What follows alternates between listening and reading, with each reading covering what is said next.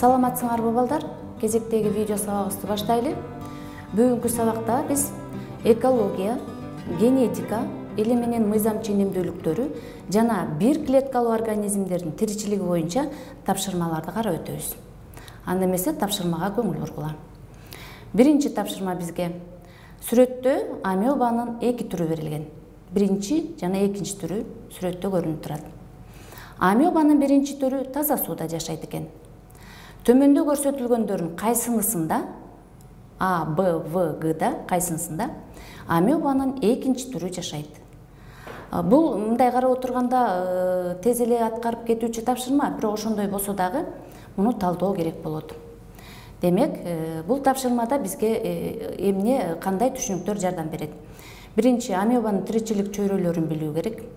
Бир клеткалуулар албетте жер бетинде, сууда, ар кандай чөйрөлөрдө, айрыкча деңиздерде, тузсуз сууларда, көлмөдө, нымдуу топурактарда, өсүмдүк менен жаныбарлардын жана адамдын организминде да тиричилик кылып келишет. Ал эми эгерде амебаны ала турган болсок, амеба суу чөйрөсүндө тиричилик кылат. Нымдуу топурак менен дарактын кабыгында жашашы мүмкүн эмес. Ал эми деңиз суусунда тиричилик кылса, анда алардын кыймылдаган жалган буттары болуш керек эле да. Ошондуктан мына ушул тапшырманы аткарууда ушул түшүнүктөрдүн тегерегинде бизде силерде билим болуш керек. Эми карайлык. Амебанын экинчи түрү көрсөтүлгөн. Экинчи түрү көрсөтүлгөн. Амебанын биринчи түрү таза сууда жашайт экен. Ал эми төмөндө көрсөтүлгөндөрдүн кайсынысында амебанын экинчи түрү жашайт дейт. Бул жерден биз жообун ошол эле учурда тез эле чыгарып алалычы. Экинчи түрү бул адамдын ичегилеринде жашаган ич өткөк амеба балдар. Себебиден да жогоруда талдап кетпедикпи? Таза сууда жашаган амебанын бүтүндөй бардык керектүү органоиддери бар, өзү бир клеткалуу, жалган буттары бар. Айрыкча. Себебиден да ал эркин жашап сууда тиричилик кылат.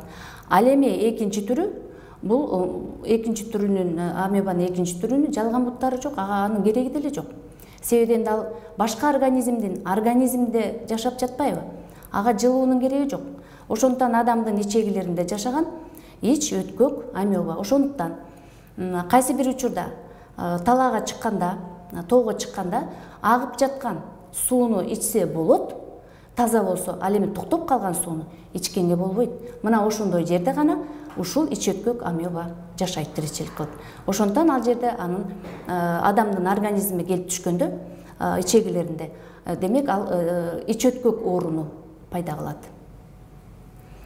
Мына ошентип биз биринчи тапшырманы карап алдык, эми экинчи тапшырмага көңүл бургула балдар. Экинчи тапшырма бул өтө бир жагынан кызыктуу. Азыркы учурда бул ушул тапшырма боюнча силерде көп маалыматтарды билип келе атасыңар. Бул трансплантациялоо боюнча органдарды. Демек, төмөнкүлөрдүн кайсынысы, 4 варианттын кайсынысы органдарды трансплантациялоо үчүн донор болуп саналат балдар. А варианты атасы же энеси, Б варианты бир жумурткалуу эгиз, В варианты ар башка жумурткалуу эгиз, Г варианты улуу агасы же эжеси.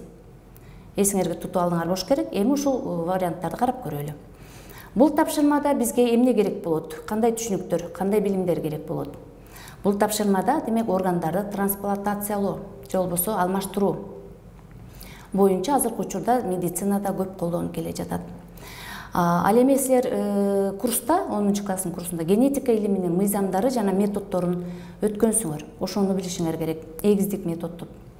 Органдарды алмаштырууда генетикалык жактан гана өтө жакын же биринчи линиядагы туугандыгы барган адамдардан материал алынат. Андан кийинкиси донордун органы реципиенттин организмине көнүгүүсү керек. Бул өтө зарыл эреже. Акыркысы реципиент донордун органын кабыл алышы керек. Кабыл албай турганы бул өтө көп учурда пайдаланат. Ошондуктан жогоруда бизде ата-энеси донор боло алабы же бир жумурткалуу эгиз донор боло алабы деп берилип атпайбы? Эми ушуну биз кыскача талдап алалы. Реципиенттин ата-энеси ар башка жумурткадагы эгиздери агасы жана эжеси бул реципиентке донор боло албайт. Эмне үчүн? Себеби алардын төмөндө берилген шарттары туура келбейт. Кайсы шарттар? Экрандан карагыла. Биринчи, кан топторунун, биз билебиз кандын топторунун 4 тобу бар, ал 4 топ А, Б, О деген топторунан келип чыккан гендердин алмашуусунан. Ушул антигендеринин экинчи адамдын лейкоциттүү антигендери ар бир туугандын туура келбестик мүмкүнчүлүгү бар. Ар башкача жана туура келбестик деңгээли жогору. Жогорудагы 3 вариантта. Үчүнчүсү, реципиенттин жогорку туугандары донор боло алышпайт экен, демек үчөө тең.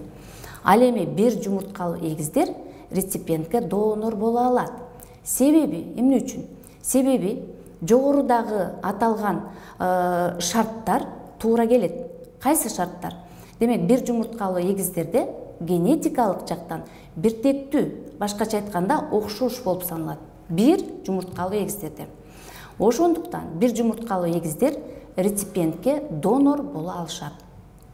Демек, бул тапшырманын жообу Б варианты. Башкача айтканда, бир жумурткалуу эгиздер гана реципиентке донор боло алат. Ошондуктан азыркы учурда медицинада ошо бир туугандарын, жакын бир туугандарын, жогоруда биз айтып кеттик, жакын гана бир туугандары, тектеш гана бир туугандары гана донор боло алат. Демек, мындай донордон органдарды алмаштырууга болот деген мүмкүнчүлүк бар.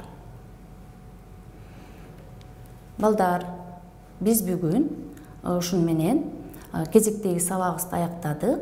Кийинки сабактан жолукканча саламатта болгула.